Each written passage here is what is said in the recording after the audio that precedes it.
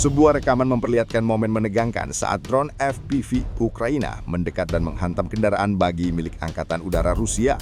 Dalam video yang diunggah ke Telegram pada Rabu 1 Oktober 2025, terlihat drone berkecepatan tinggi meluncur langsung ke arah kendaraan tersebut.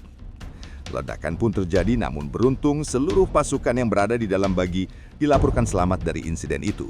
Peristiwa ini menjadi salah satu bukti nyata bagaimana drone FPV terus memainkan peran penting dalam pertempuran modern di Ukraina, menimbulkan ancaman serius bagi kendaraan militer di garis depan.